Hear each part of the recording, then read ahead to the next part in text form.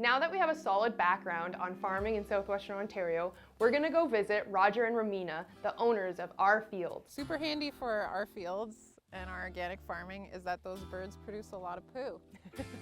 So chicken manure is really great. Hi everyone, my name's Ranger M and I work at Catfish Creek Conservation Authority. I'm the community outreach technician and that means I do a lot of this, chatting about all things nature and conservation with kids, adults, teachers, everyone.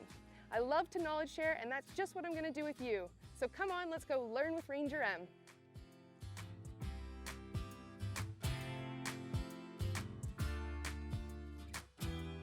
Hi everyone, this is Gerrit. Hi everyone. And he's going to join me today in talking about farming in southwestern Ontario. Gerrit is our conservation lands technician, and you may actually remember him from episode 3 where he helped me explore the aquatic world. But Gerrit's actually joining us today because he is a farmer, and he's going to give us that perspective today. Obviously, when it comes to our survival, just like wildlife, we need space, habitat, water, and most importantly, food. We have been quite the intelligent species when it comes to cultivating our crops and our food. We have been hunters and gatherers for centuries, and we've really grown what we know. We now have food that can fit any diet from meatitarians to vegans, or any allergy from celiac or dairy intolerance.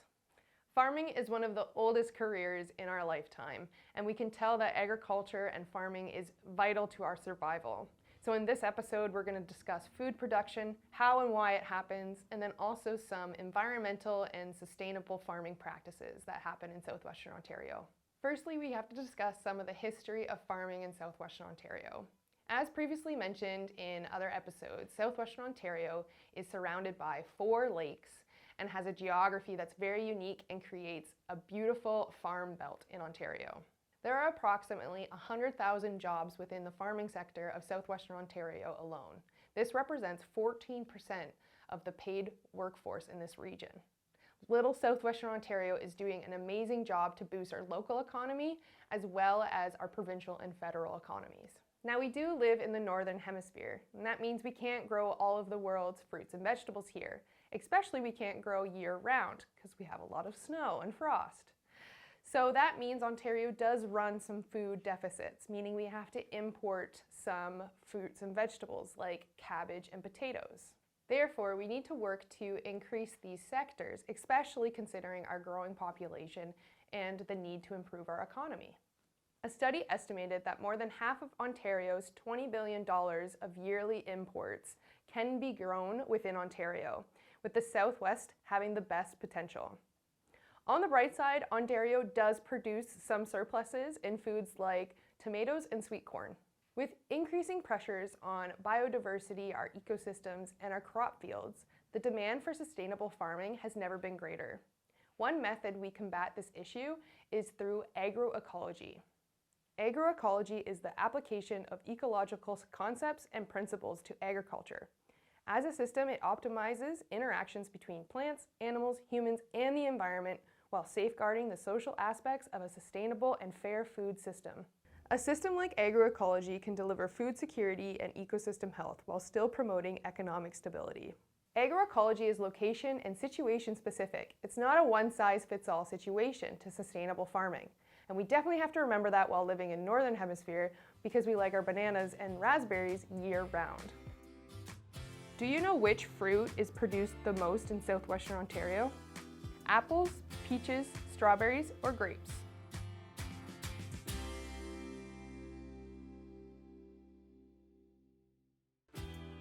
Do you know which fruit is produced the most in southwestern Ontario? Apples, peaches, strawberries, or grapes? Grapes account for just over 17,000 acres of the almost 38,000 acres of fruit crops in southwestern Ontario. Agroecology, or sustainable farming, can be quite simple to implement through what is known as best management practices. These are practical, affordable approaches to conserving soil, water, and other natural resources in rural areas. It can also be applied technology to enhance farm production without sacrificing soil and water resources. These can include practices like no-till, windbreakers, cover crops, integrated pest management, and others. So I'm going to turn it over to Gerrit, who's going to explain no-till. Thank you, Emily. So first of all, what is till or tillage? Tillage is the practice of preparing land for the purpose of growing crops through mechanical manipulation of soil, which can also include the applications of fertilizer and herbicides. With tillage, depending on the landscape, soil erosion can be a major issue, which is where soil particles progressively move downhill from upper slope areas and accumulate at lower slope areas. Research has shown that this type of erosion can decrease crop yields up to 40%. This is where farmers can sometimes implement best management practices such as no-till, where the current crop is planted into the previous year's crop residue, or contour tillage, where you till across the slope instead of with the slope. Or you can also do mulch tillage, where you leave some crop residue on the top of the soil. You can also reduce tillage speed or tillage intensity. That's enough about tillage for now, so back over to you, Ranger M. Thanks, Gerrit. Did you know wind can actually cause a lot of damage to our crop fields? Excessive wind with minimal tree cover on the field can actually move our soil off the fields and into the roads and ditches. With that movement, they take all of the organic matter, the soil nutrients and inputs, which actually really degrades the health of our soil. And this makes our soils more susceptible to pest infestations as well. With climate change comes the increase in weather frequency and diversity. So we can only predict that this issue will become worse in the future. Windbreaks are vegetative barriers that help reduce or eliminate the negative impacts of excessive wind. It's basically one or two rows of trees or shrubs that help protect your soils from erosive effects of water and wind. Windbreaks also help with moisture distribution, they act as a carbon sink, and they provide habitat and food for wildlife. They also offer up a potential secondary income. They could be used as Christmas trees or even firewood. Now Gerrit's going to tell us more about cover crops. Thank you, Emily. So now cover crops. Cover crops are exactly what the name says they are. They cover the soil in our crop fields. These are crops that are planted for the purpose of preserving soil instead of being harvested. They may be an off-season crop grown after harvesting cash crops, or they may also be grown over the winter. One of the main reasons for growing cover crops is to have growth on the top surface soil while also having the roots stabilize the subsurface soils. Cover crops also help with adding organic matter and nutrients to the soil, reducing compaction and improving soil structure, reducing pest populations, and even assist in water management. Examples of cover crops include cereals such as rye, oats, and barley, legumes like alfalfa and clover, radishes, and even flowers like marigolds. And now Ranger M will tell you about integrated pest management. Thanks, Gerrit. Integrated pest management is actually utilizing insects and other pests to manage or control our harmful pest populations within our crop fields. Integrated pest management also helps decrease the use of pesticides in our crop fields. This involves a lot of monitoring and preparation, as well as proper abundance use of our pest populations to make sure that we're maximizing the effects to our target species, but minimizing the adverse effects to our beneficial species. Integrated pest management programs allow economic control over our pest species, but also allow for our natural and beneficial species to survive. Did you know of the 3.4 million acres of land in crops, over 1.3 million of those are dedicated to soybeans alone?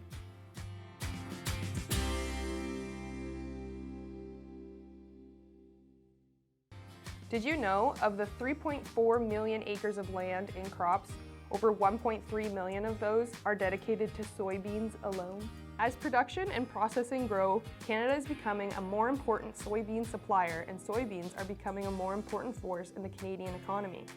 Common end uses for Ontario soybeans include specialty food grade markets for things such as edamame, tofu, soy sauce, and miso, and also is used in oil production for food and industrial processes and livestock feed. Now that we have a solid background on farming in southwestern Ontario, we're going to go visit Roger and Romina, the owners of our fields. Roger and Romina are going to tell us about their farm and maybe a little history and background on it. My dad started the farm. He was always a farm worker, laborer, and then he got this farm to manage as a dairy operation 20 some odd years ago. He then bought the farm and since has switched to a poultry operation, and we have kind of separated off a couple acres here to do some ecologically grown vegetables and the rest of the farm is conventional. That's awesome. That's really cool how you can have both on one property but still work kind of in a family farm environment. Yeah. Work together. It's about balancing everyone's ideas while trying to transition to something new. It took some convincing because Roger and I's background is in biological sciences. Like we have master's degrees that are in genetics and fisheries and what seems to not be applicable at all to what we're doing now. However, like we know, like as biologists, that we care about the ecology and the dynamics of the ecosystems on a farm like this. But we don't have the pressure of having to make it work financially on such a small acreage right now. We also have off-farm jobs, so this is kind of a transitional period where we're trying to establish something that we can believe in and that we feel like is good for the environment, but also makes money. We're gonna go check out some parts of the farm, so come along.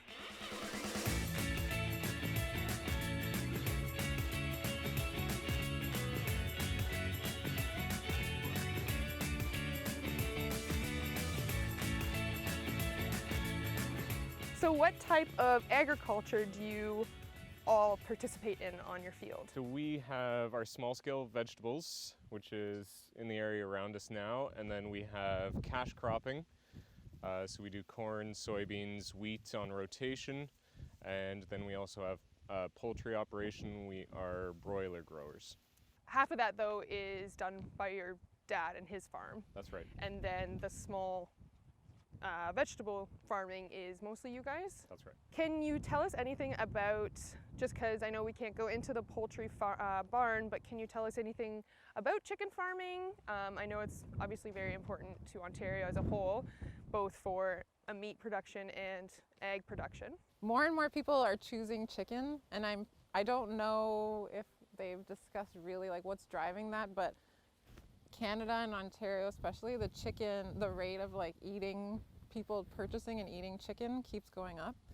And there's a shift away, it seems, from red meats. I don't know what's driving that, if it's people conscientious about climate change and the impacts of their choices, but there's health considerations, yep, with red meat and saturated fats. But there's more and more demand for chicken and white meats. We are raised without antibiotics, so we are an antibiotic-free bird. So we just do kind of a lot of preventative measures to make sure our birds are healthy. They're also all grain fed, so some of the corn that we grow on the property is then milled off-site and turned into the pelletized feeds that the birds will get. And then within the barn, they are free run. They're not a caged bird or anything like that. They get as much food and water as they want, and they can travel wherever they want in the space of the barn. But yeah, that's how they're raised in there. And in a barn that size, that one has 2 floors and it's 13,000 birds per floor. Cool. And also super handy for our fields and our organic farming is that those birds produce a lot of poo. So chicken manure is really great. It's high in nitrogen and has a lot of other minerals that we need and other nutrients we need for the vegetables to grow. So the only thing we really amend the soil with at all for our organic veg production is chicken manure. Once again, what a circular economy farm you have. Yeah. Okay, so you guys touched on how you're a broiler bird operation. We just want to go through the difference of what a broiler bird is and what other kind of chickens operations there is. So a broiler is a meat bird. We're raising them to 2.15 kilos. That's where our shipping weight is. The flock that we have in is typically pullets, which are female birds. You can also get mixed flocks. Or you could be a layer operation and be doing chickens, or you could have a flock that's being used for hatchery eggs. So on your farm, do you guys do anything with like a nutrient management plans? Or what Yeah, kind of absolutely. It's mandatory if you have a chicken barn. You have to have a nutrient management plan to make sure all the manure that you're producing can be distributed around the farm on your acreage in an environmentally conscious way. It's going to be stored properly, so it's not going to contaminate groundwater or contribute to surface water runoff and that kind of stuff. So yeah, we definitely have to have a plan in place. So being a conservation authority in a very rural area, we have a lot of interactions with our local farmers because they're one of our largest landowners. And doing that, we talk to them a lot about best management practices. And I was just wondering, because I know you have some implemented on your farm, if you could go into some details about them. Yep, so right behind you, Emily, is an example of us using cover crops. So we try not to have any bare soil if we can help it. If there's time to grow something on bare soil, then we use a cover crop to keep that topsoil where it needs to be, and also like add nutrients to the soil so it's ready for planting when we do need to plant. This field behind you, Emily, is a cover crop we planted in August after we harvested the garlic. So this was the garlic field, and the garlic grew from November to mid-late July. And then as soon as we had that off, we were gonna have bare soil, so we seeded this cover crop, and all the different plants here add at least organic matter, if not other aspects to the soil. So there's peas in there that are nitrogen fixing. There's a tillage radish or a daikon radish that is really good at penetrating the layers of soil and aerating it, and forcing water. When it rots, it'll force nutrients and water down into the soil layers, and all kinds of other stuff in there, oats, sunflowers. And then we always have like a fallow field because we have a rotational situation going on here, so that because we grow organic vegetables, we can't use conventional sprays, broad spectrum sprays, for a lot of the pests that might like to eat vegetables as well. So we try to avoid those pests by planting the vegetables in new fresh soil by rotating all our crops. So in that fallow field where there were no crops growing this year, we planted clover because it's a good nitrogen fixer, and it will augment the soil there for when we plant garlic this year. So what do you mean when you say nitrogen fixer? There's an association between bacteria, nitrogen-fixing bacteria, and little nodules on the roots of leguminous plants like peas and beans and things like that. So those bacteria, in association with the plant, will take nitrogen gas out of the air and turn it into nitrogen that the plant can use and is maintained in the soil for other plants to take up. So it's a really good thing if you can have those nitrogen-fixing plants, have those relationships around to add back into the soil, because nitrogen's a big component of what plants pull out when they grow. We leave as much of the, what do you call it? We call it trash, but the residue? The residue, Yeah. crop residues, we leave them in the field. It gets rotted down and plowed down to keep as much of that organic matter in the soil as we can.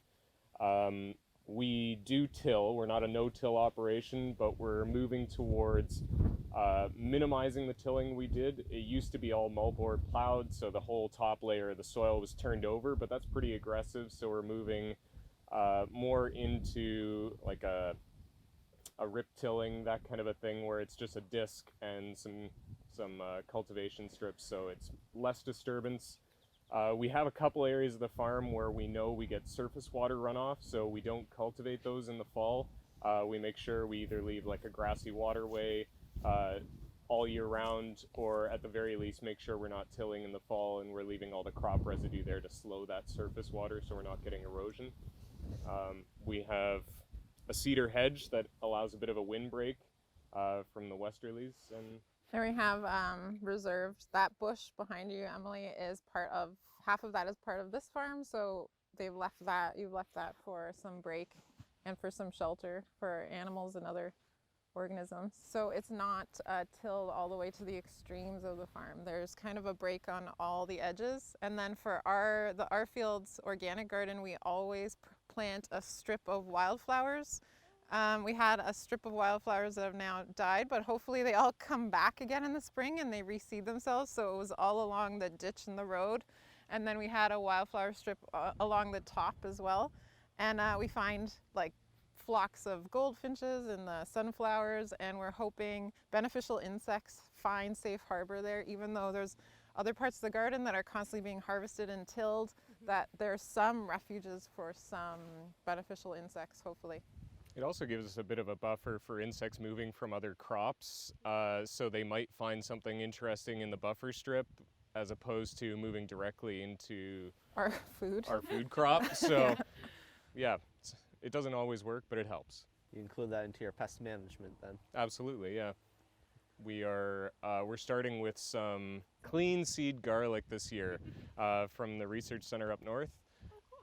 So that it's certified virus-free, nematode-free, fungus-free, and we have to try to keep it that way. So being out in the open and protecting it from like sap-sucking insects coming over from the alfalfa fields in the neighboring farms, we're planning on planting some buffer crops around that. So the aphids will come in, maybe sample those other buffer crops and deposit their viruses there rather than going directly into the garlic and affecting our clean seed. So, Wow, that sounds really cool. Yeah, that clean seed is grown like completely in a laboratory, so it's never touched the soil yet. So that's how they can guarantee that it's virus free. So that sounds so great. And just before we go, I would really like to check out your bees. All right. Do you know the only native fruit that grew in southwestern Ontario?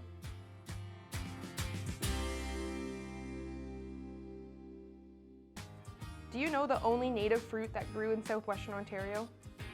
Pawpaw is a unique and odd-looking fruit which is native to the Carolinian life zone. This shrub tree actually thrives in wet soil and grows in well-rooted thickets, helping with soil erosion. Pawpaws, like most fruit, contain an amazing array of vitamins and health benefits. But one in particular is the great source of iron, over 50% of your daily value.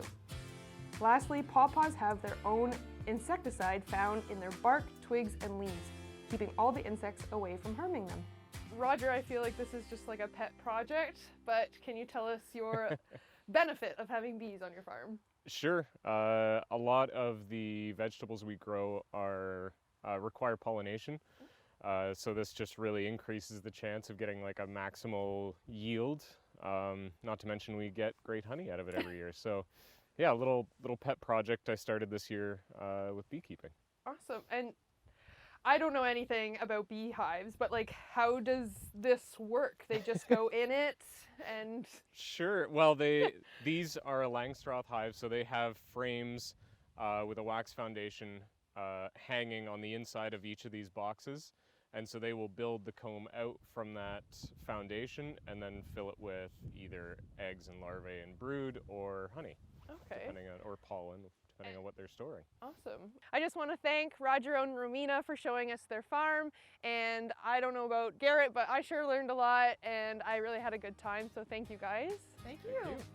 Now, farming does take a lot of patience, hard work, and dedication, because after all, farmers feed cities. But that doesn't mean we can't try our hand at farming. There are a couple different vegetables that we can attempt to regrow in our very own kitchens. The first are leafy green vegetables like celery, lettuce, and green onion. After you have used as much of the vegetable as you want, cut off a tiny piece of the root end and place it in water.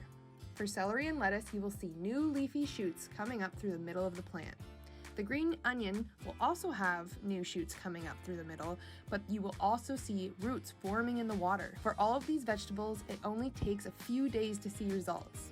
After some time, all of these can be planted in dirt as well. The next vegetables are our root vegetables like beets, turnips, carrots, and potatoes. Similar to the leafy greens, after you have used as much of the vegetable as you want, put the root end into a couple inches of dirt, and do this during the winter so after several months, you can plant these well-rooted vegetables into the garden.